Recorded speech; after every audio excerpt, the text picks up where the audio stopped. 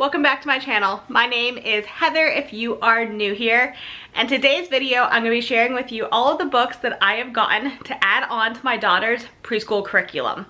If you are new here, my daughter is 2, almost 3 years old, and we are working our way through the Abeka 2-year-old and 3-year-old preschool program. So we are on week 13, I believe, of the preschool program, and I've just been finding that it was a little fast. It wasn't a lot of work for us. It wasn't taking up more than 15-20 minutes. My daughter really wasn't enjoying a lot of the coloring, so it was going really fast because her idea of coloring was like, whoop, I'm done. So I decided to add on some reading to each week of the curriculum. I added one book to most weeks of the curriculum. So I'm just going to show you what I got to add on, and I'm also going to share what I got to add on to our Christmas curriculum. If you saw, I did a flip through recently of our Gather Around Homeschool Christmas mini unit, and I did get some of the read alouds that were recommended with that, so I will share those as well. Even though they aren't here yet, I don't have them physically, I will share which ones I grabbed. But first we're going to start with the main curriculum books that I grabbed, the extras to go along with her Abeka books. So some of these we have read and some of these we have not.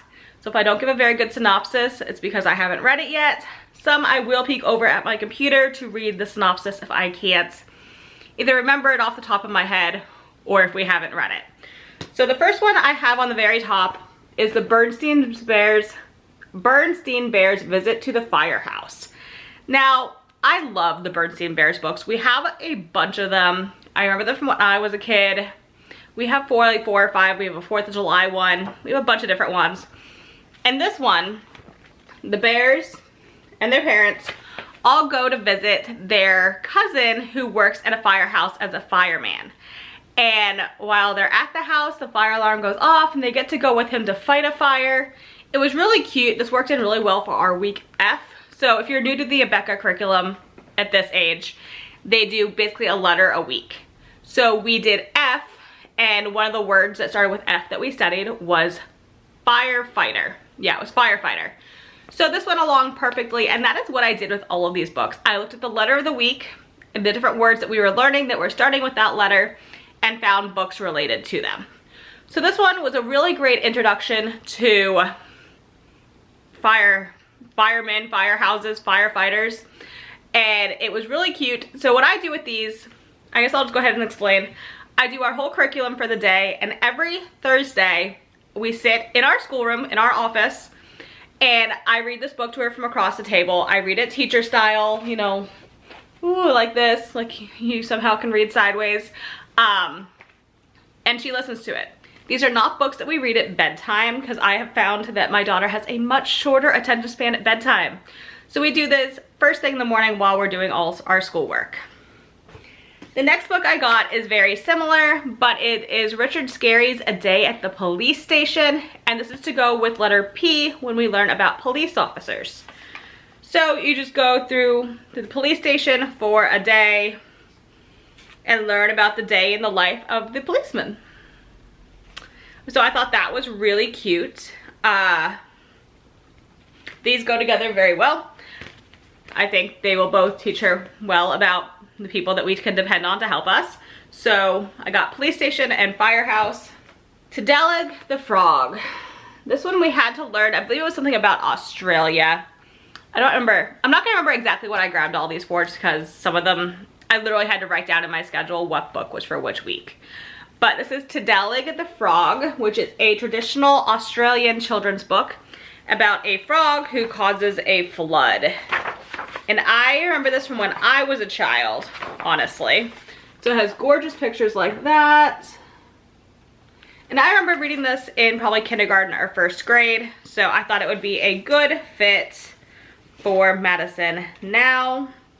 Obviously, of course, I am reading these. She cannot read all this. But she does seem to pay very good attention. Yes, so as I'm reading the label for this book. And it says this folk tale is attributed to the Australian Aborigines and was adapted and retold by Susan Nunez, who is the author of this book. So it is a traditional Australian story. you'll kind of see a pattern in this book. I really liked those traditional stories that were from different cultures, or even some American cultures, but it was more Indian cultures, Native American cultures, that kind of stuff. So I really gravitated towards traditional stories that we would have heard as children, that we've learned, books that I've read as a child. So if you're wondering why some of these aren't more like modern day books, it's because I wanted something that we could relate back to when I was a child, or that we could relate to history, American history, world history, anything like that. The next one I got for when we study the Arctic is The Polar Bear Son, and this is an Inuit tale. So this is from Alaska with the Inuits. It is gorgeous. Like, look at these illustrations. It speaks exactly to Australia. This is a whimsical tale in which an old Eskimo Inuit woman adopts an orphan polar bear cub and provides food for her as it grows. Yeah, so basically the Inuit woman adopts a polar bear. And that is this story. The next one is one of my favorites. I loved reading about Clara Barton when I was younger. So one of the letters was N. Obviously, that's the letter of the alphabet. And where letter N, we learned about nurses. So I decided to get a book about Clara Barton.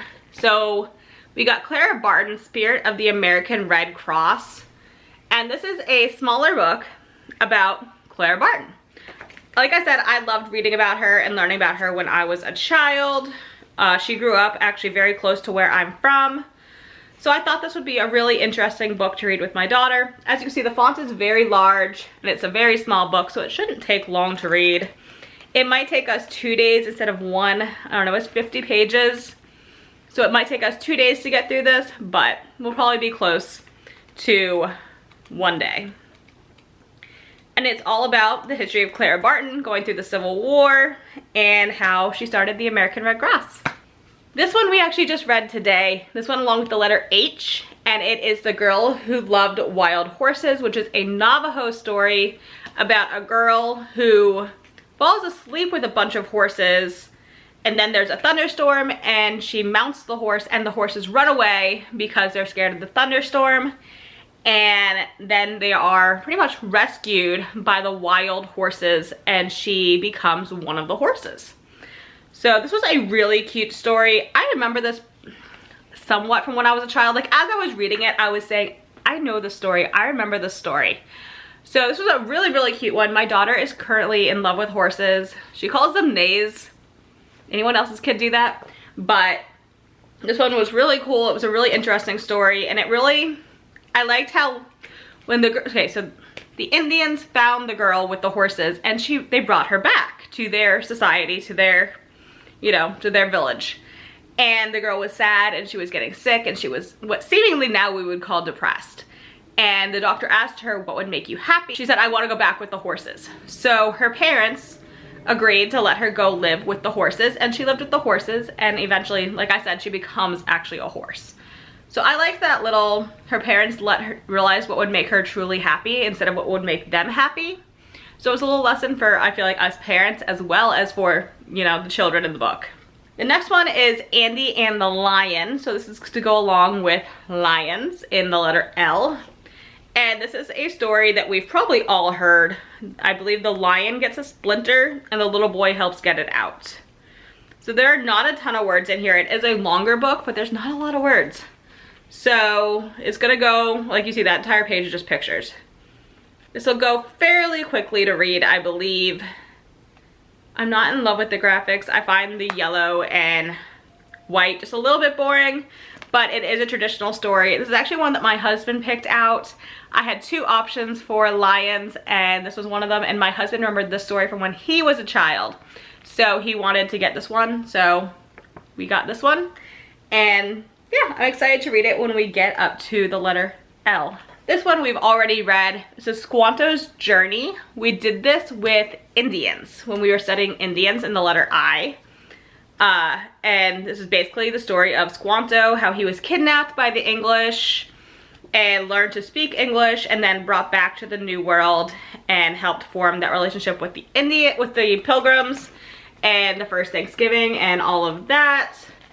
If you have young kids, it does speak to some violence between the Native Americans and the Pilgrims, which, I mean, I feel like that was a given that that was going to happen. But it does talk about pretty much execution of the Indians and wars between the Indians and the white people and that kind of stuff. So if your kid is extremely sensitive, this might not be the best book to choose. My daughter, either she didn't quite comprehend that yet or she didn't care, because she really listened well to the story, but she didn't get upset when I was talking about, you know, killings and wars. And she's 2, she might just not understand those words yet. But yeah, if you have a sensitive child, I would be cautious with this one. Maybe stick with The Very First Americans, which is another great book about the Indians and different Indian tribes here in America. But this one was a little bit different. We've read that other one many, many times. So we grabbed this one for a little different book. I was shocked by what it covered, some of what it covered, but it's a good book. The next one is the Cat in the Hat series, and apparently the Cat in the Hat has a whole new series called Knows a Lot About That, from the Cat in the Hat's Learning Library. And this is If I Ran the Rainforest, all about tropical rainforests.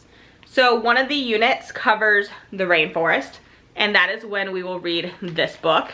And it is a traditional Cat in the Hat like book. It has all the traditional colors that we're all used to. So it does actually even rhyme. I was actually just had to read that out loud to make sure it rhymed. But it does rhyme like most of the Cat in the Hat books that you and I remember from our childhood. So I thought this would be a really cute way to teach her about the rainforest while also connecting some of the other books that we have that we read at nighttime from the Cat in the Hat series. Next, I have How to Make an Apple Pie. And I don't remember what week this is supposed to go in. This is one of the ones that I'm gonna have to like sit back and think like, what week did I plan this for? Because it wasn't A for Apple, I can tell you that much, because we've already done that. But basically this is about traveling the world to find all of the ingredients for an apple pie. The grocery store was closed and they still wanted to make a pie. So they went all around the world, different parts to get all of the different ingredients. The cinnamon, the apples, the chicken. Chickens for eggs. You need eggs. So they went all around the world to France. I think I saw some part of Asia. I see elephants. I see Sri Lanka. So I thought this was just really interesting. And it's actually recommended as one of the best books to teach about traveling. Oh, this was a book about cooking. That's what it was. It was for the kitchen unit for letter K. But there's also how to make a cherry pie and see the United States. I might get that one also in the future when we study more about the United States. But I thought this one was just really cute. And it's about cooking, but it also ties in, you know, world travel and where different ingredients come from and where different ingredients can be found. So I thought it was cute. This one is Vicky the Vet, and this is obviously for the letter V. It was about being a veterinarian. My daughter loves animals, so I thought this would be a fitting V word to emphasize. And it just takes you through the day of a vet. And all these books are used. I buy most of our school books off of Thrift Books, but I will link them all from Amazon down below as well, just in case Thrift Books is out, because you know, they just have what they have and then they sell out. I will have everything that I'm showing linked on Amazon in the description box. But yeah, this one just takes you through the day in the life of a vet, playing with dogs and turtles and rabbits. And I just thought my daughter would really enjoy this since she is so in love with animals. Like, they are her favorite thing in the world right now. I thought this would be great. Then we have Pup. Sorry, this one has a plastic cover. Obviously this was like from a library because it is literally covered like you went to a public library and got it. This is Pup the Sea Otter. And this is the story, the first year of Pup the Sea Otter, as he, under his mother's watchful eye, transformed from a fluffy ball of fur wrapped in kelp to a spirited juvenile, learning to dive, frolic, and recognize dangers in the ocean world. So basically it follows the childhood of a sea otter, and this is for the letter O when we learn about otters. And it's just really pretty. All blues. He learns about the dangers of the ocean, like sharks that want to eat you. So I'm excited to read this one as well. This is honestly my favorite day of the week. when we get to sit down with different books and read them out loud and just explore them. I think it's a really fun addition to the really basic, you know, electricity starts with E. I don't know, I felt like it was a really basic curriculum with the letters, pretty much just saying like this is what starts with this letter. I'm liking doing a little bit more of a deep dive with some of these books. The next one I have is Sweet Clara and the Freedom Quilt. So Q for quilt, this is what this book is going under, and I looked forever to find a book about a quilt, because I think the other word, I forget what the other word even was, but to find something about the quilt was really hard. And I found this one, and it is about a slave girl who quilts. She is a seamstress, and that is her job as a slave. She sews a map of the Underground Railroad into one of her quilts. So it's a quilt that is very useful to the slaves. It'll show them, you know, how to navigate the Underground Railroad, but also anyone else who finds it, any of the owners, any of the slave masters, anyone like that, or slave hunters, will not be able to figure out what it means, what's portrayed in the quilt, but the runaway slaves do know what the quilt is telling them to do. So I think that is a really interesting concept, that she made a map on a quilt, and it has gorgeous artwork. I'm really excited to read this. I think it might be a little advanced for my daughter. Obviously she doesn't know what slavery is or anything like that, but I also think these books will grow with us. So she'll read it as a story now and enjoy it, and then when she's older she'll understand the actual meaning of it. And one thing I like in the back of this, on the last page of this book, it also shows you how you can make your own map. So you can use big sheets of construction paper, scissors, glue, crayons, pencils, buttons, scraps of fabric, yarn, string, etc. And you can make a map from your house to someone else's house, or, you know, from your house to wherever. So I thought that was an interesting little activity that might fit more into like elementary level history. That might be a really interesting activity to work in. For monkeys, we got Curious George. It's a traditional, how can you not buy it? So this is just the original Curious George book. We have a couple other Curious George books. We have Curious George's Thanksgiving, and we've watched Curious George's Christmas special on Netflix. So I thought my daughter would enjoy this, and it's just traditional Curious George like we remember as a kid. For Tiger, we have The Tiger Who Came to Tea. And this book is from the 50s, I believe. And the doorbell rings, so Sophie and her mom are sitting down to tea. Who could it possibly be? What they don't expect is a big furry tiger at their door. So the tiger comes to tea. I believe this is a UK book, originally from the 1950s, if I remember correctly what I was reading. Apparently they don't put that page in the front of the book anymore. 1973. This is originally from 1973, and it's all about English tea, and the tiger shows up. So one, it teaches you about another culture when it comes to the English and their tea hour, and it also involves a tiger, which is cute. Then we have Emily's Everyday Manners. For M, one of the things that we learn about are manners. So I actually had a really hard time finding a children's book about manners. That was not an easy thing to find, apparently. So I found this one, and basically, do you want to learn the magic of words that make people happy, or how to seem more grown up at the dinner table? Join Emily and Ethan as they take you through elementary rules of etiquette for everyday use. Manners have never been more fun or more easy to learn.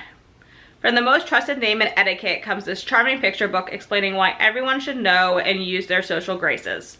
With clever text, cool illustrations, and large measures of humor, Peggy Post, Cindy Post-Senning, and Steve Bjorkman make clear the importance of developing good character and encouraging children to genuinely care and appreciate for others. So it's a book all about manners. Pretty basic, just cute pictures, not a ton of words. I don't know how well you can see that, but it's really cute. I like it. And I wanted to emphasize the manners part of the letter M just because I think they're an important thing to learn, and I've noticed, not to be rude, a lot of kids don't really have the best manners anymore. I feel like maybe it's just kind of grazed over in some places, so I wanted to make sure we focus on it even at the age of 2. Although I think she'll be 3 by the time we do this. Next one is for the pond, so letter P. And this is if you spent a day with Thoreau at Walden Pond, which is about Henry David Thoreau. And basically you follow him around for a day. In 1845 in Concord, Massachusetts, Henry David Thoreau began a radical experiment. He built a cabin in the woods and lived there alone, examining the world around him. He spent his days walking the shores of Walden Pond, growing beans, observing plants and animals, and recording his reflections in a notebook. These reflections eventually became his seminal book, Walden. What would it have been like if you spent a day with Thoreau and experienced his world? So basically the authors imagined a day following Thoreau around Walden Pond. Again, this is also very close to where I grew up. I am from southern New Hampshire, so I thought it was something cute to show her and teach her. And it looks really, like, it just looks really cool. I like the concept of if you spent a day back in history. I know there's a whole series of like I survived books that are obviously way advanced to my daughter, but I can't wait to share those with her. Like, I think I survived the Titanic is one that I saw. I survived World War II, stuff like that. I can't wait to share those with her. But I think this one, obviously a little bit safer than surviving Titanic, but spending a day with Thoreau sounded really interesting. For the seasons, I have the year at Maple Hill Farm. So we are studying, I believe it's spring and summer this year.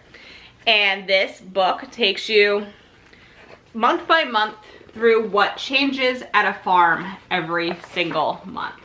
So it is mostly pictures, very few words, but you go from the fall, it actually starts in the winter, so it starts in January, in the winter, and it takes you through the spring and the fall and the summer. It takes you through all, those are totally out of order. It takes you through all the seasons on the farm and what changes at the farm in these seasons.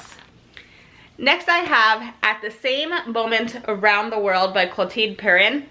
And this basically takes the exact same moment in time and takes you around the entire world.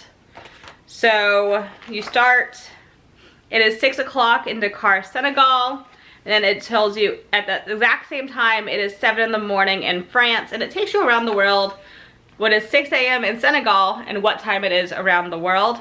So we got this for experiencing living around the world. I was looking for more of an expat story for children, but I couldn't really find one that was readily available and wasn't like, I don't know, that actually like stood out to me and seemed like it would be interesting. So this I found, and it shows you the children's lives around the world.